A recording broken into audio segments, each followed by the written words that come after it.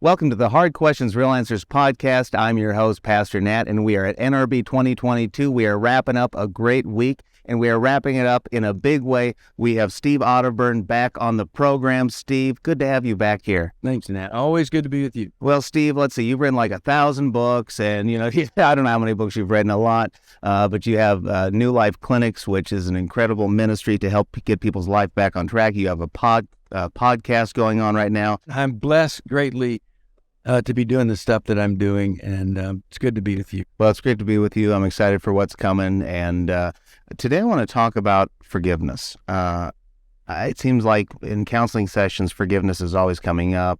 In my own personal life, it's always coming up, and we know the Bible is very clear. We are called to forgive people. I mean, the amount of forgiveness that we've received from Jesus Christ, through Jesus Christ, from God the Father, it's like overwhelming, and we need to be bestowers of that same forgiveness. But I'm curious, as we begin this discussion, how do you define forgiveness? Yeah. Well, let me tell you some things that it's not as a way to define it. Some people say, I will never forgive him because they think forgiveness means excusing. Right. So forgiveness isn't excusing that. Forgiveness is saying there is nothing that I can do about that event. Mm-hmm. But I can do something about my head and my soul. And all of this grace, and God is rich in mercy. One of the most fascinating scriptures in the Bible. God is rich in mercy. So we are to be rich in mercy. Now, is that for the other person? Well, from God to us it is. Yeah. But forgiveness, grace and mercy given, and forgiveness, that frees me. Right. I am no longer tied to something that I cannot change or do anything about. And the other thing is, forgiveness doesn't mean reconciliation. I can forgive. Let's just say somebody had 18 affairs and divorced them. Well, I can forgive that person, but that doesn't mean I'm going to have to be in relationship with that person. Forgiveness is where we let God take care of whatever consequence needs to be handled.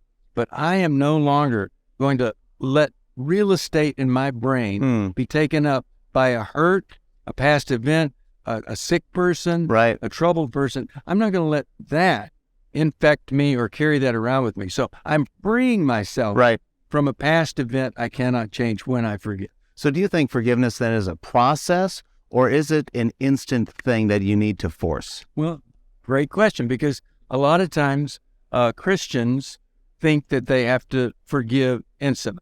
You'll hear somebody like a mother's child in an inner city is shot, and he says, I forgive this person. Well, I think more accurate it would be, I'm going to work toward total forgiveness of this person.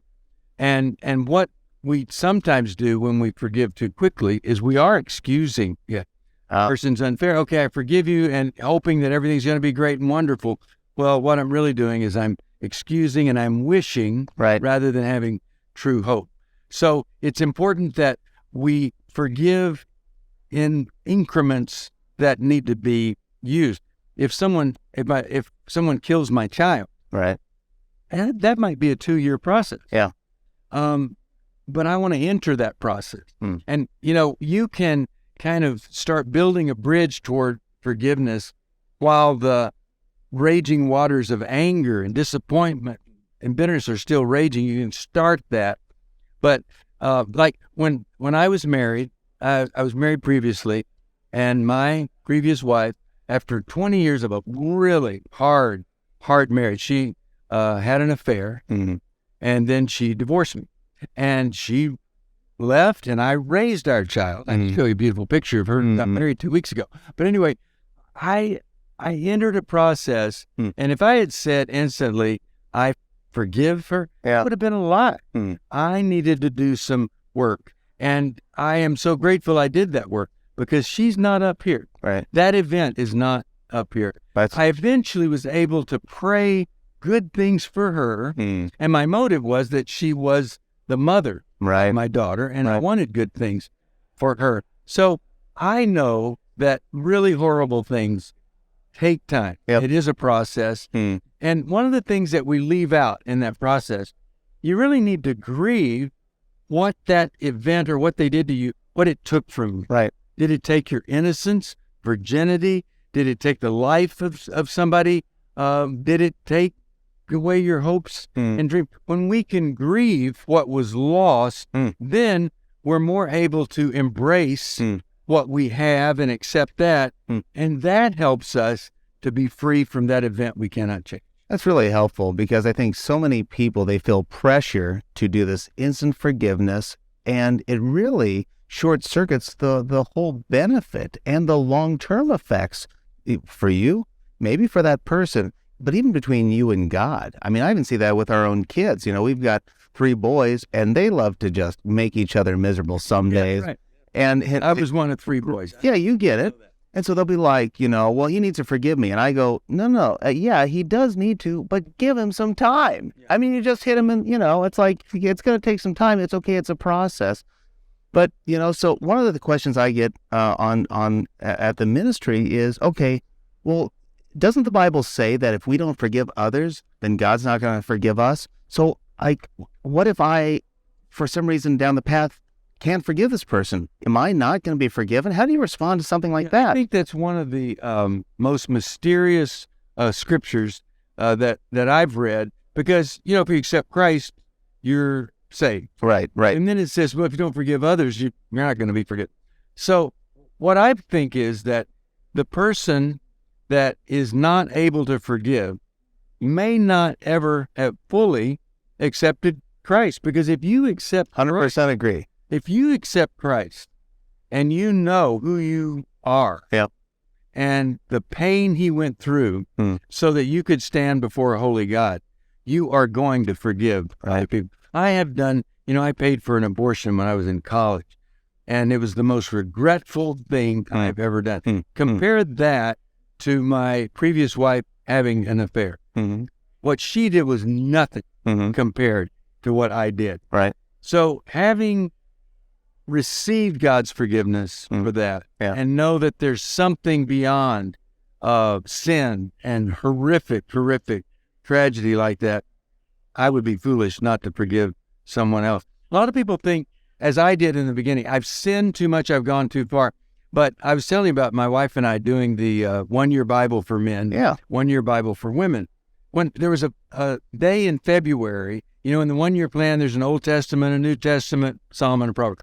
In the Old Testament, the passage that day, Aaron was worshiping a golden calf. The first guy God hires to be the chief priest is worshiping a golden calf. Yeah. So God knows what. I mean, could you fail any work? Yeah. I go to the New Testament passage, same day. Peter is denying he ever met Christ on the same day. Right. So we've got the Old Testament priest, we got the head of the church over here, and miserable failure on their part. So did God say, okay, that's it. You blew it. I'm taking your calling. No. Aaron was restored, remained the chief priest. Right. Peter was restored by Christ. Yeah. And he remained vibrant in his ministry. And a lot of people think, and some people teach, you can go too far. God will withdraw his calling. I don't believe so, because I think those guys, if anybody was going to fail and God say, you're out. Well, you can't do this. But God kind of knows who we are as people. Oh, sure. And so, Rick Warren wrote The Purpose-Driven Life. I would like to write The Repurposed Driven Life. My favorite show is Flea Market Flip, where they take these horrible pieces of junk and they turn them into something. And I think that's what my life is about. God doing something with a bunch of junk, and there's value there. Right. But it's his value, not mine. I think that's why maybe you and I connect at a certain level, is because God has totally redeemed and repurposed our lives for something greater, and I'm very thankful for it. Yeah. One last question before we let you go. If someone's struggling with self-forgiveness, receiving that forgiveness, because I work with a lot of people through the ministry and through church that they've done some really bad things, and they just every day I struggle. What do you say to those people? Yeah. Well, sometimes if I have a relationship with them, I will say to them, "You're not that special." Jesus died on the cross for everyone to be forgiven. Yeah.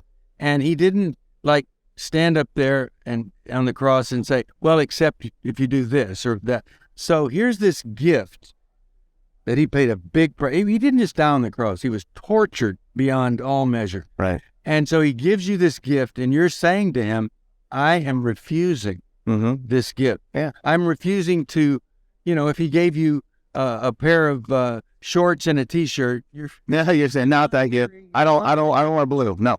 You need to put on the essentially the life of Christ, the forgiveness that he's given you.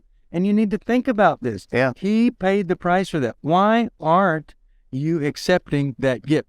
Well, it could be that you've never really gone through a grieving process of what you cost yourself and what you lost. So sometimes when we grieve the loss, then we're free to forgive ourselves. It's huge. And a lot of times we are in a regret mode, wanting to redo or whatever, and we miss what's out here that God has for us because we're so focused on what was and what might have been. We got to get into what is right and what is to be under God's great, amazing, transforming power. Man, you gave us some great advice today. You answered all the hard questions. You gave us real answers, Steve. I thank you so much for your time today. If people want to learn more about you and your ministry and get some help, where do they go? Newlife.com or 1-800-NEW-LIFE. All right. Be sure you check it out. Steve, thank you so much, brother. Thank you, Nat.